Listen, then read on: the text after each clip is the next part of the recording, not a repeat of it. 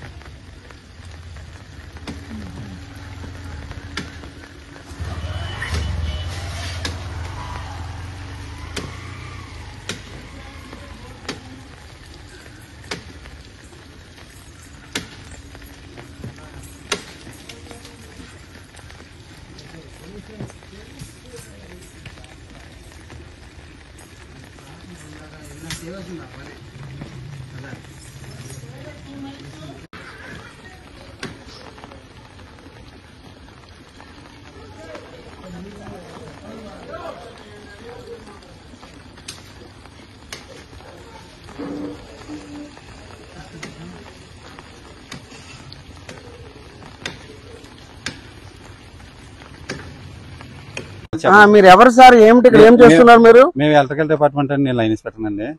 ఈ లైన్ మీద చెట్టు పడిపోయిందండి. ఎలక్ట్రిక్ లైన్ మీద తీస్తామండి. ఎప్పుడు పడిందండి చెట్టు? ఏమన్నా అయితే మేము చూసి అయితే 2 hours అవుతుందండి. 2 గంటల ముందు చెట్టు పడిందండి. అంటే పెద్ద లైన్ చూసుకుని ఇప్పుడు వచ్చేమాట ఇక్కడికి. ఇప్పుడు మీరు ఏం చేయబోతున్నారు? మీరు ఇప్పుడు అంటే ఈ చెట్టు తీసండి, లైన్ లో టైట్ చేసండి, సప్లై ఇవ్వాలి. ఎంత పడుతుంది అంటారు మీరు? పని గంట పడుతుంది. అంటే రాత్రి 10 గంటలకు ఇవ్వగలుగుతారా సప్లై?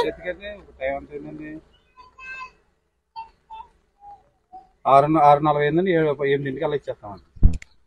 ఓన్లీ ఈ డబ్బా మీద ఒక 20 సర్వీస్ లాగేయద్దండి. 20 సర్వీస్ లాగేయండి. ఎంతసేపట్లో మీరు లైన్ పునరుద్ధరించగలరు? మీరు 1 గంటలో ఇచ్చేస్తామండి. అంటే రమణ 8 గంటలకు సప్లై ఇవ్వగలుగుతారా? ఇస్తామండి. ఏ ప్రాంతం అండి ఇది?